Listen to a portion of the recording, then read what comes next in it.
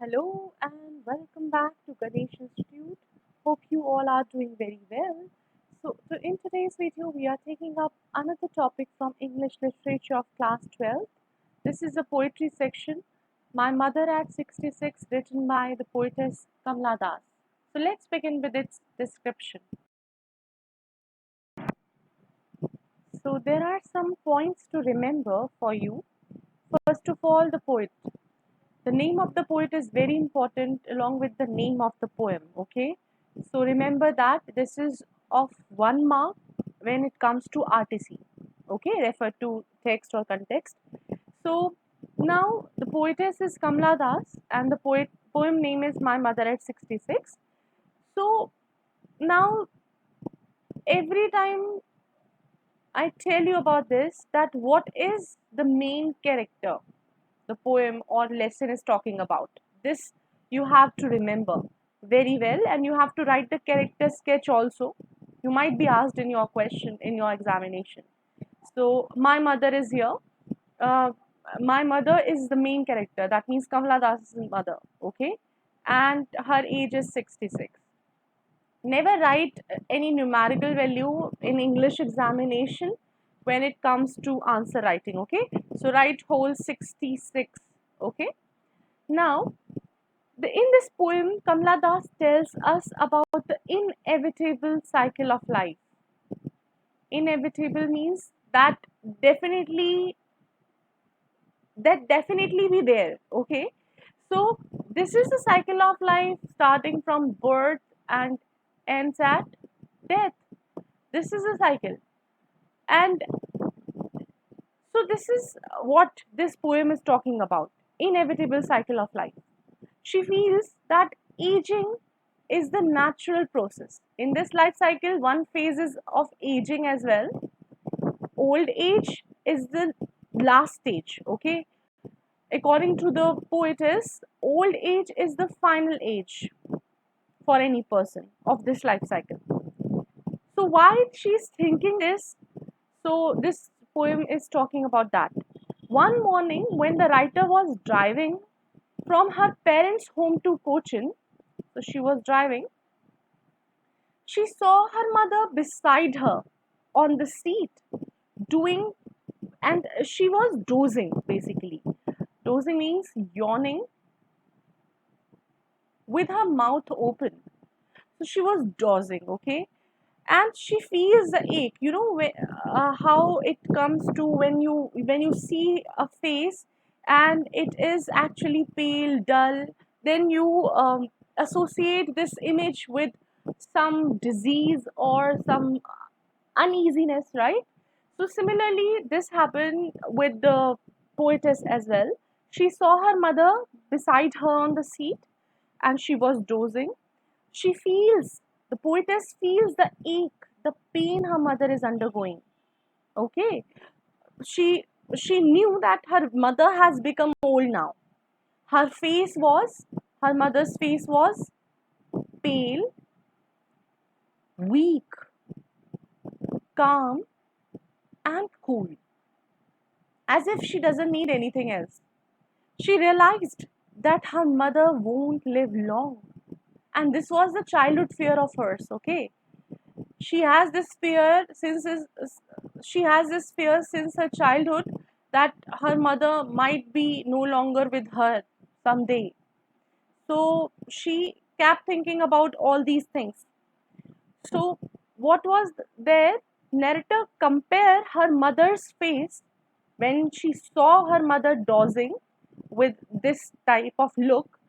She compares her mother.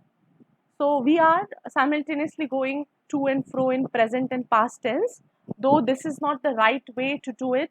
Every time your answer writing should be in the sense that it should be having one tense only.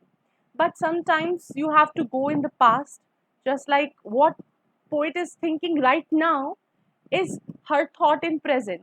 But when she was comparing, when she was remembering something from the past, that can be written in the past tense. Okay. Now, you have to know when it comes to poem, you have to know about the poetic device. Okay, poetic devices are very important, and one question is asked about the poetic device and rhythm. Okay, so here, because poetess is comparing her mother's face to late winter's moon. You know, if you have seen this, you must have seen late winter's moon. It is also like this, pale and calm, cool.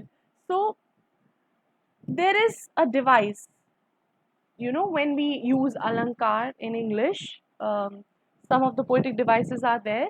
So because when we are comparing living beings with something which is natural or non-living with, then we have, like we say that her face is as beautiful as moon. We are using simile poetic device. Okay, so question is, because face is compared with moon, late winter's moon, so there is simile device. Now again, the narrator also talks about various stages of life.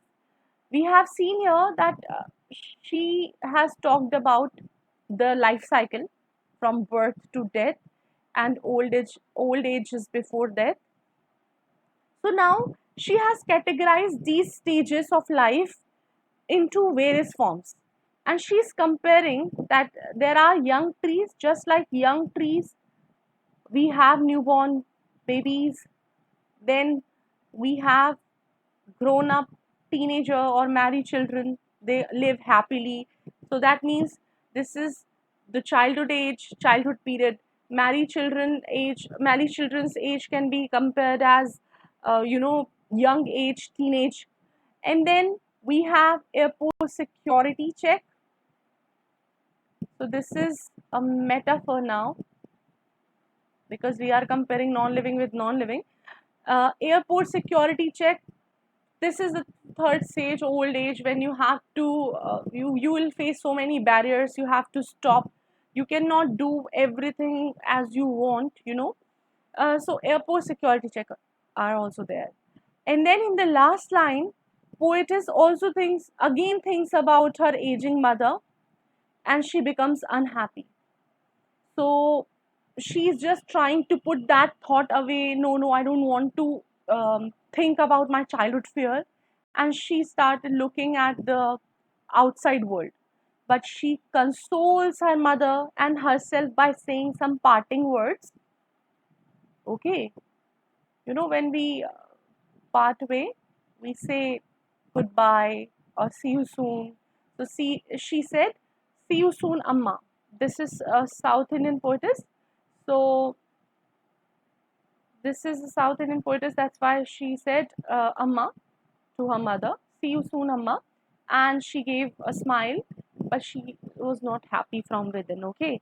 And again in the poem, you will see that young trees are compared or described as sprinting. Okay, sprinting means when you do sprint, you run, right? So when we are on the vehicle or in the train, we see that trees are just running away. We are in the opposite direction and we see that trees are moving. Similarly, this life is moving. Young trees, that means the young age is moving so fast, and the sight of sprinting past of trees makes that poetess think about old days. And but she knows that this is inescapable decay of life. There is no way that you can escape from the old age, from death, from any stage of life for that matter, right? And it will be decayed. So this is also one thing. I hope you have understood. And if so, then this is the homework time.